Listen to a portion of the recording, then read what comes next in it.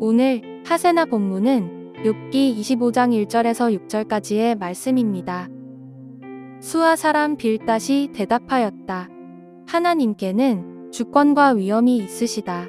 그분은 하늘 나라에서 평화를 이루셨다. 그분이 거느리시는 군대를 헤아릴 자가 누구냐? 하나님의 빛이 가서 닿지 않는 곳이 어디에 있느냐? 그러니 어찌 사람이 하나님 앞에서 의롭다고 하겠으며 여자에게서 태어난 사람이 어찌 깨끗하다고 하겠는가? 비록 달이라도 하나님에게는 밝은 것이 아니며 별들마저 하나님이 보시기에는 청명하지 못하거늘 하물며 구더기 같은 사람, 벌레 같은 인간이야 말할 나위가 있겠는가? 오늘도 말씀 앞으로 나오신 여러분들을 주님의 이름으로 환영합니다. 오늘 본문 25장은 빌닷의 세 번째 변론으로 이는 세 친구의 마지막 변론을 대변하는 것입니다. 그런데 빌닷의 말이 전에 비해 유독 짧습니다. 처음 논쟁에서는 22절, 두 번째는 21절에 달하는 긴 분량의 말을 했었지만 이번 세 번째 변론에서는 5절밖에 되지 않는 짧은 충고로 마무리합니다. 분량뿐만 아니라 비난의 수위도 한폭 낮아졌습니다. 첫 번째 변론에서는 내가 그런 투로 말을 계속할 거냐, 내 자식들이 죄를 지었으니 벌을 받는 것은 당연하다고 말했고, 두 번째는 악인의 빛이 꺼짐과 같이 너가 불의했기 때문에 이런 징벌을 당하고 있다고 하며 너는 언제 그 입을 다물 테냐 하면서 정죄하였고 매우 거친 말로 친구인 욥을 공격했습니다. 그러나 이번 세 번째 변론에서는 욥을 직접적으로 비난하고 정죄하기보다는 하나님의 위대하심과 인간의 비천함을 비교하면서 간접적으로 욥이 악하다는 사실을 꼬집었을 뿐입니다. 왜 빌닷은 돌연 욥에 대한 태도를 바꾼 것일까요? 그리고 원래 엘리바스가 변론을 하고 난 뒤에 빌닷이 이어받고 마지막으로 소발이 변론을 했었는데 이 3차 변론에서는 빌닷으로 변론이 종결됩니다. 소발은 더 이상 변론을 하지 않습니다. 왜 이렇게 이들의 논조와 태도가 달라지게 된 것일까요? 지난 변론들을 살펴보면 몇 가지 이유들을 생각해 볼 수 있습니다. 첫 번째로는 욥이 23장과 24장에 엘리바스의 말에 대해 논박하지 않고 오직 하나님께만 자기의 사정을 호소했었기 때문일 것입니다. 그리고 친구들 역시 욥과의 논쟁을 통해서 자신들이 계속해서 주장하는 것들의 문제점들과 오류들을 발견했을 것이고 자신들 스스로도 자기들의 주장을 확신할 수는 없었을 것입니다. 그럼 이제부터 본문을 한번 살펴보겠습니다. 4절 말씀을 보겠습니다. 그러니 어찌 사람이 하나님 앞에서 의롭다고 하겠으며 여자에게서 태어난 사람이 어찌 깨끗하다고 하겠는가? 빌닷은 4장 엘리바스의 첫 번째 논쟁에서의 중심 주제로 다시 돌아갑니다. 하나님 앞에서 어떻게 사람이 의로울 수가 있겠느냐라고 말입니다. 그런데 그 주장에 욥도 이미 자신의 견해를 밝힌 바 있습니다. 9장 2절에 그것이 사실이라는 것을 나도 잘 알고 있다. 그러나 사람이 어떻게 하나님 앞에서 의롭다고 주장할 수 있겠느냐라고 말했습니다. 욥 역시 그 주장에 동의했습니다. 사람이 하나님 앞에서 의로울 수 없다고 말입니다. 그럼에도 불구하고 엘리바스는 15장 두 번째 논쟁 때도 똑같은 말로 욥을 정죄했습니다. 인생이 무엇이기에 깨끗하다고 할 수 있겠으며 여인에게서 태어난 사람이 무엇이기에 의롭다고 할 수 있겠느냐라고 말입니다. 그런데 빌닷은 지금 또다시 엘리바스가 한 말을 그대로 또 반복하여 욥에게 말하고 있습니다. 빌닷의 논조는 바뀌었을지 모르지만 그들의 태도는 조금도 달라지지 않았습니다. 욥이 받는 고난은 욥이 불의했기 때문이라는 주장을 조금도 굽히지 않고 일관되게 주장하는 것입니다. 이들은 욥이 고통 중에 탄식하고 절규하며 털어놓은 그 어떤 주장도 조금도 공감하거나 인정하지 않았습니다. 첫 번째 변론부터 지금 마지막에 이르기까지 욥의 고난은 그와 그 자식들의 죄 때문이야.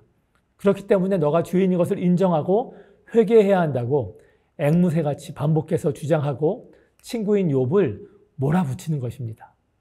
하지만 욥은 친구들에게 자신의 결백을 구체적으로 증거했고 이 세상에는 의인이 받는 고난과 악인의 형통이 존재한다는 사실을 제시했습니다. 뿐만 아니라 우리가 이해할 수 없는 하나님의 주권과 신비가 있기에 모든 고난을 사람이 해석할 수 없다고 주장했습니다. 하지만 친구들은 욥의 이 변론들에 대해 공감하지도 인정하지도 않았으며 그렇다고 납득할 만한 어떤 대답도 내놓지 못했습니다. 저는 친구들이 욥을 대하는 태도를 보면서 너무 안타까운 마음이 들었습니다.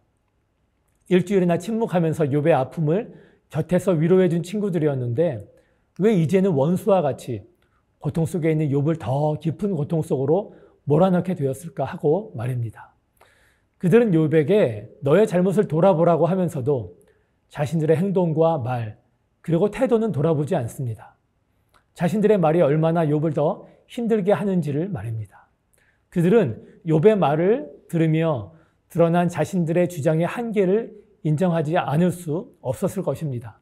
하지만 모든 것을 인과응보라는 논리만으로 설명할 수 없음과 자신들의 생각으로 하나님의 주권과 신비를 해석할 수 없음을 그들 역시 겸허히 받아들였어야 했음에도 그들은 끝까지 그 주장과 태도를 고수하기만 했을 뿐입니다. 잠언 말씀에 향유와 향료가 마음을 즐겁게 하듯이 친구의 다정한 친구가 그와 같다고도 했고 유순한 대답은 분노를 쉬게 하여도 과격한 말은 노를 격동하느니라 잠언 15장 1절에서 말합니다.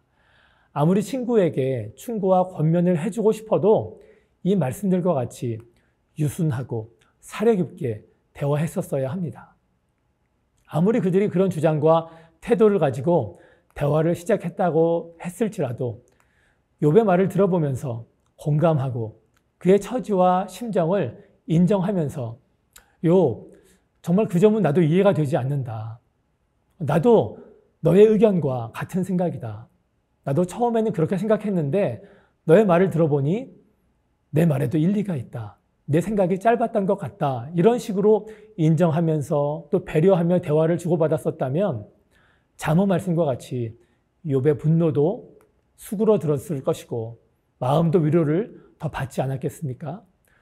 로마서 8장 1절 말씀에 그러므로 이제 그리스도 예수 안에 있는 자에게는 결코 정죄함이 없나니라고 말씀하시고 2장 1절에는 그러므로 남을 판단하는 사람아 누구를 막론하고 내가 핑계하지 못할 것은 남을 판단하는 것으로 내가 너를 정죄함이니 판단하는 내가 같은 일을 행함이니라. 그리고 34절에는 이렇게 말씀하고 있습니다. 누가 정죄하리요? 죽으실 뿐 아니라 다시 살아나신 이는 그리스도 예수시니 그는 하나님 우편에 계신 자요 우리를 위하여 간구하시는 자신이라. 우리 죄를 대신 짊어지신 예수님도 우리를 정죄하지 않으신다고 하셨고 예수 안에 있는 우리에게는 결코 정죄함이 없다고 말씀하셨습니다. 그렇기 때문에 우리도 욥의 친구들과 같이 상대를 정죄하거나 판단하는 우를 범치 않아야 하겠습니다. 그런데 이것을 너무나 잘 알고 있음에도 불구하고 내 생각과 지식으로 다른 사람을 판단하고 정죄할 때가 얼마나 많은지 모릅니다. 저는 욥의 친구들에게서 저의 모습을 봅니다. 여러분들은 그렇지 않으십니까? 그런 저로 인해 저 역시 누군가를 욥과 같이 힘들게 하지 않았을까 생각해 보면 얼마나 두렵고 떨리는지 모릅니다. 예수님도 결코 우리를 정죄하지 않으시고 우리를 위해 간구하신다는 이 말씀을 기억하셔서 누군가의 잘못을 판단하고 정죄하는 옛사람에서 벗어나 그 사람을 위해 기도하는 저와 여러분 그리고 오늘 하루가 되기를 간절히 바랍니다. 오늘의 아시조는 텀블러 사용하기입니다. 우리의 작은 실천이 기후위기 시대에서 하나님의 창조 질서를 회복하는 첫걸음이 됩니다. 오늘의 아시조 함께 하시죠.